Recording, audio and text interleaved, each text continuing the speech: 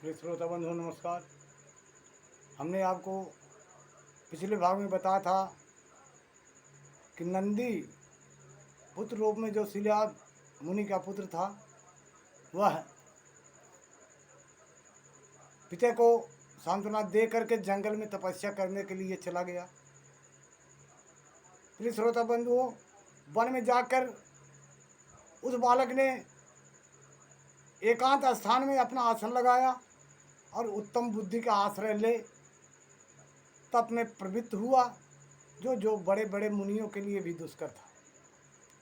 प्रिय श्रोता बंधु, उस समय नदी के पावन उत्तर तट पर सुदृढ़ रूप से ध्यान लगाकर बैठ गया और एकाग्र तथा समाहित मन से अपने हृदय कमल के मध्य भाग में 3 नेत्र 10 भुजा तथा 5 मुख वाले शांति स्वयं देवाधिदेव सदाशिव का ध्यान करने लगा।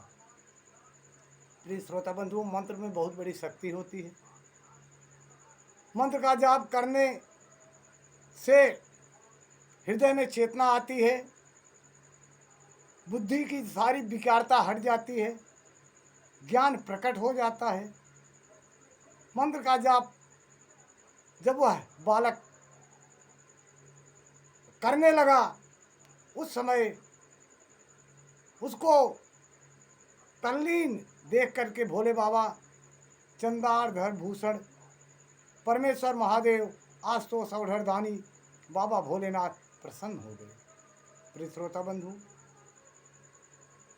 वह उमा सहित उस बालक के सामने आए और प्रेम पूर्वक मुस्कुराते हुए बोले, हे शिलानंदन, तुमने बड़ा उत्तम तप किया है। तुम्हारी इस तपस्या से संतुष्ट होकर मैं तुम्हें वर देने के लिए आया हूँ।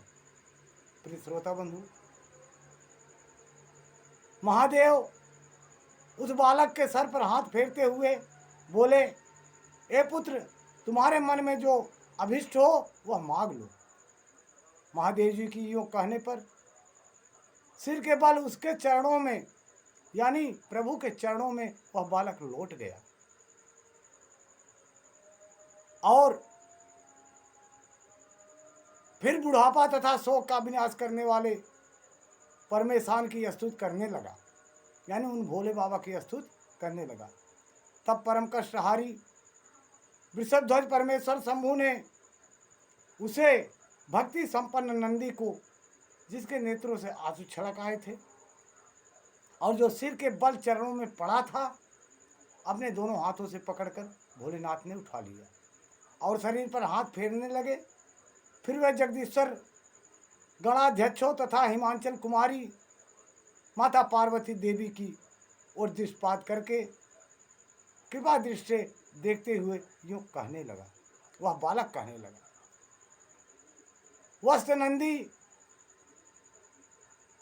उन दोनों विप्रों को तो मैंने सब कुछ दिया और सब कुछ प्रदान किया। महाप्रज्ञ, तुम्हें मृत्यु का भय आया, तुम तो मेरे ही समान हो, इसमें तनिक भी संशय नहीं है। तुम अमर अजर दुख रहित अव्यय और अक्षय होकर सदा गणनायक बने रहोगे, ये मैं आशीर्वाद तुम्हें देता हूँ। प्रिय श्रोता बंधु, भोलेनाथ ने कहा, तुम में मेरे ही समान बल होगा, तुम नित्य मेरे पार्श्व भाग में स्थित रहोगे और तुम पर निरंतर मेरा प्रेम बना रहेगा। तुम पर निरंतर प्रेम बना रहने के साथ तुम मेरी कृपा से जन्म जरा और मृत्यु तुम पर अपना प्रभाव नहीं डाल सकेंगे। तब नंदेश्वर ने कहा, हे प्रभु, आप कृपा सागर शंभु हैं, शिरोमाल को उतार कर आप हमें कृतार्थ करिए।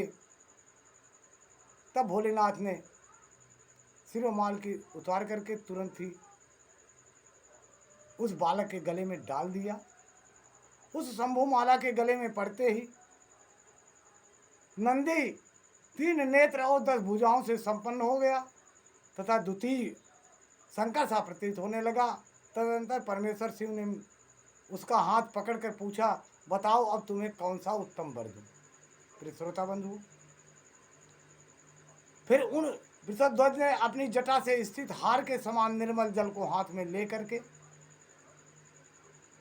कहा, हे पुत्र, तुम यह जल ले जा करके नदी में डाल दो, यानी वहां विसर्जन करके आओ। स्वच्छ जल से परिपूर्ण महान वेगशालिनी दिव्य रूपा 5 सुंदर नदियों के रूप में परिवर्तित हो जाएंगी। उनके नाम से जटोदगा, त्रिशोत्रा, वृषध्वनि, सरोदका और जम्बू नदी, ये 5 नद शिव के पृष्ठभाग के बाद परम शुभ हो जाएंगी। महेश्वर के निकट उसका नाम लेने से यह परम पावन हो जाएगा। जो मनुष्य पंच नद पर जा करके स्नान और जप करके परमेश्वर शिव का पूजन करता है, प्रिय श्रोता बंधु, शिवाजी प्राप्त होता है, इसमें संशय नहीं है। तत्पश्चात शंभु ने उमा से कहा, अव्यय, मैं नंदी को अभिषेक करके इसे गणाध्यक्ष बनाऊंगा और इसको मैं अपने करीब ही रखूंगा। प्रिय श्रोता बंधुओं, इस प्रकार नंदी मृत्यु से बचकर अजर अमर हो गया। माँ की कृपा हुई, भोले बाबा की कृपा हुई। भोले बाबा के अंश से नंदी थे ही, लेकिन दूसरे शिव के रूप में नंदी तैयार हो गए। सदैव भोले बाबा के चरणों में उनकी सेवा करने के लिए तत्पर रहते थे और सारे गणों के अध्यक्ष बन करके भोलेनाथ के साथ सदैव आज्ञाकारी बन करके, उनका सेवक बन करके, उनके ही साथ अपना जीवन व्यतीत करने लगे। प्रिय श्रोता बंधुओं, इस प्रकार नंदी की जीवन गाथा थी। अब हम आपको अगले भाग में लेकर चलेंगे। तब तक के लिए आप हमें आज्ञा दीजिए। नमस्कार, जय श्री गुरु, नमः शिवाय।